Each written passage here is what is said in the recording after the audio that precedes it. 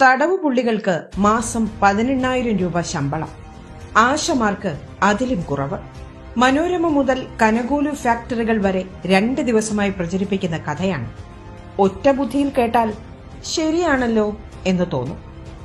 എന്താണ് അതിന്റെ വാസ്തവം? കേരളത്തിലെ തടവു പുള്ളികൾക്കുള്ള വേതന പരിഷ്കരണം നടന്നിട്ട് 8 വർഷമായി. ജീവപര്യന്തം തടവിന് ശിക്ഷിക്കപ്പെട്ട് കഴിയുന്ന ഒരാൾ കോടതിയിൽ പെറ്റീഷൻ നൽകുന്നു. തടവു പുള്ളികൾക്ക് ലഭിക്കുന്ന പ്രതിഫലം കുറവാണ്. കാലോചിതമായി അത് പരിഷ്കരിക്കണമെന്നും കർണാടകയ്ക്ക് തുല്യമായി ഉയർത്തണം എന്നുമായിരുന്നു ആവശ്യം. കോടതി അത് അംഗീകരിക്കുകയും മിനിമം കൂലിക്ക് തുല്യത വേണമെന്ന് ഉത്തരവിടുകയും ചെയ്യുന്നു. ഈ വർധന പ്രകാരം ഇനി ജീവപര്യന്തം ശിക്ഷിക്കപ്പെട്ട ഒരാൾക്ക് ശിക്ഷ കഴിഞ്ഞു മടങ്ങുമ്പോൾ ലക്ഷങ്ങൾ കൊണ്ടുപോകാൻ കഴിയുമോ? ഇല്ല എന്നാണ് ഉത്തരം. കാരണം തടവു പുള്ളികൾക്ക് എല്ലാ ദിവസവും ജോലി ഉണ്ടാകില്ല. ഉള്ള ദിവസങ്ങളിൽ ലഭിക്കുന്ന വരുമാനത്തിന്റെ 50% അയാളെ ആശ്രയിക്കുന്ന കുടുംബത്തിന് അയച്ചു നൽകണം.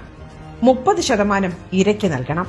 ബാക്കി 20% അയാളുടെ ജയിലിലെ ആവശ്യങ്ങൾക്ക്, ക്യാന്റീൻ അടക്കമുള്ള കാര്യങ്ങൾക്ക് ഉപയോഗിക്കാം. ചുരുക്കത്തിൽ തടവു പുള്ളികൾക്ക് ലഭിക്കുന്നത് തുച്ഛമായ തുക മാത്രം.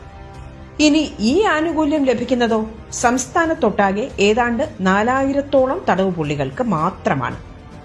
തെളിച്ചു പറഞ്ഞാൽ കണക്കിലെ ഇതൊക്കെ ഉള്ളൂ എന്നർത്ഥം. അപ്പോൾ ആശമാർക്കോ എന്നല്ലേ? ആശമാർക്ക് 2016 ഓണറേറിയമായി ലഭിച്ചിരുന്നത് 1,000 രൂപ മാത്രമായിരുന്നു.